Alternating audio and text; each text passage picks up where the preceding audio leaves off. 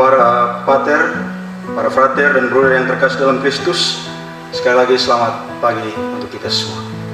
Selamat pagi. Dan selamat Hari Raya Santo Yusuf, suami perawan Maria, bagi kita sekalian. Sejak hari Selasa kemarin, ketika masuk di kapela ini dan ketika melihat patung Bunda Maria, dia lebih tersenyum. Karena apa? Karena Yosef sudah ada di sini.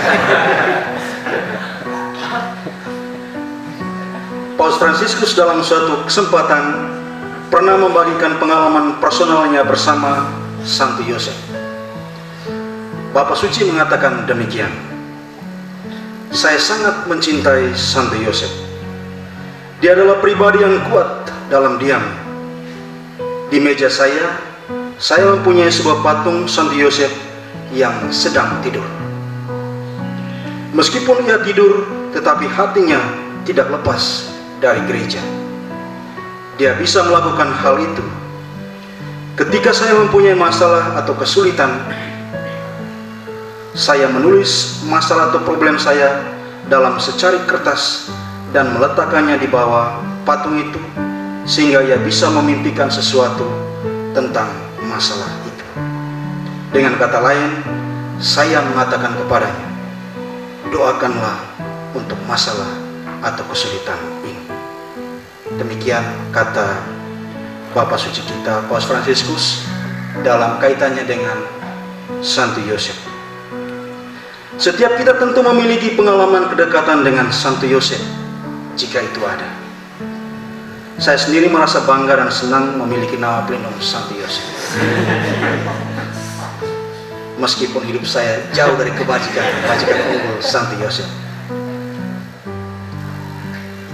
Di antara kebajikan unggul Santo Yosef yang sudah kita renungkan dalam Triduum kita 3 hari ini, menyongsong pestanya hari ini, ditemani firman Tuhan yang menyapa hidup dan menggerakkan gairah kemuridan kita pagi ini, saya ingin membagikan 3 kebajikan hidup Santo Yosef yang bisa mengantar kita untuk semakin beriman dan berakar pada Allah, serta berani keluar untuk semakin solider dengan sesama.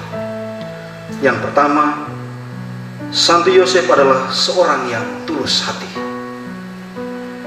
Ketulusan hati Santo Yosef terletak dalam kesetiaan dan kepatuhannya kepada hukum Taurat. Di belakang frasa, kalau dalam Inggris, an upright man atau a righteous man, yang dalam bahasa Indonesia kita terjemahkan seorang yang tulus hati, sesungguhnya berdiri kata dikaios, yang berarti hidup menurut hukum atau menurut hukum Tuhan yang termaklumkan.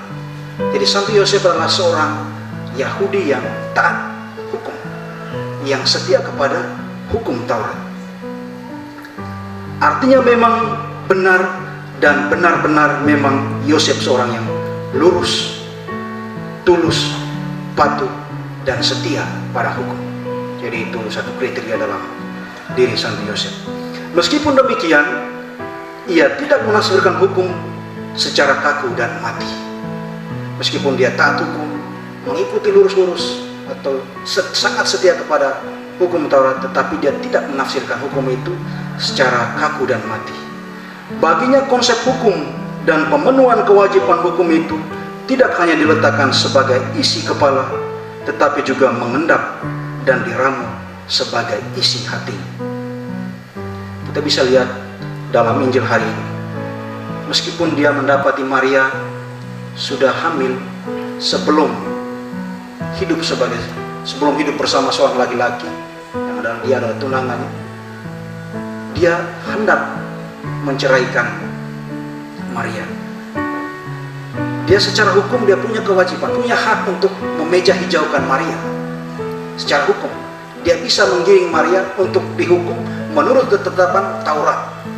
Karena dalam hukum Taurat, kalau seorang wanita kedapatan sudah mengandung sebelum dia tinggal atau hidup bersama seorang laki-laki atau seorang pasangannya, dia bisa dihukum dengan dirajam dengan batu sampai mati. Dia punya hak untuk memeja hijaukan, untuk menggiring Maria untuk itu. Tetapi sang Yosef tidak. Dia katakan, tadi Injil katakan, ketika dia mempertimbangkan maksud itu, dia mau ceraikan diam-diam. Dia tidak tega membawa Maria ke meja hijau. Dia tidak tega untuk melakukan itu seturut dengan tuntutan Taurat. Dia ingin menceraikan, meninggalkan Maria secara diam-diam. Tetapi ketika dia mempertimbangkan maksud itu, malaikat Tuhan tampil dan mengubah kisah hidup si Yosef ini. Ini satu contoh dia orang yang tulus, taat hukum, taat asas. Tetapi pada saat yang sama dia menafsirkan hukum itu tidak secara kaku. Ada belas kasih, ada kerahiman yang dia tunjukkan kepada pemerintah. Yang kedua, Santo Yosef adalah seorang yang bicara dalam diam dan hampir semuanya di belakang layar.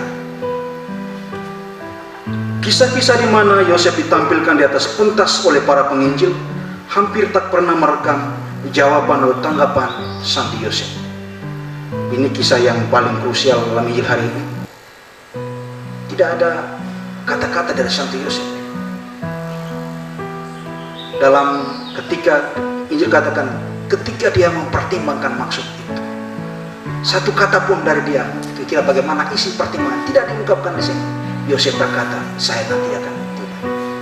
Tetapi setelah bangun dari tidur, ia melakukan apa yang diperintahkan. Hampir semua dalam keempat mimpinya itu tidak ditampilkan Yosef yang berbicara. Hanya ditampilkan Yosef, dia bangun, setelah bangun dari tidurnya, ia melakukan seperti yang dikatakan dalam mimpi itu. Jadi Yosef sebenarnya dia berbicara, tapi bicara dalam diam.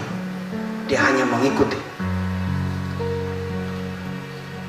Dan misalnya ketika Yesus ditemukan kembali di Bait Allah, bayangkan 3 hari itu cari-cari, bagaimana hati seorang bapak pasti panas juga.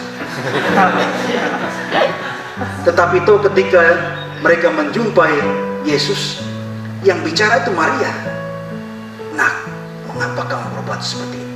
Bapamu dan aku sangat cemas. Mungkin waktu dia tahan-tahan sedikit. Tapi Injil tidak menampilkan itu. Injil tidak katakan Yosef juga waktu itu menambahkan seperti ini. Kami pikir kau ada dengan teman-teman.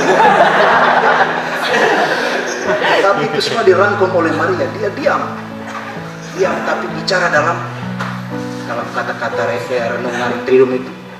Dia bicara dalam senyum. Jadi banyak bicara, tapi bicara dalam diam.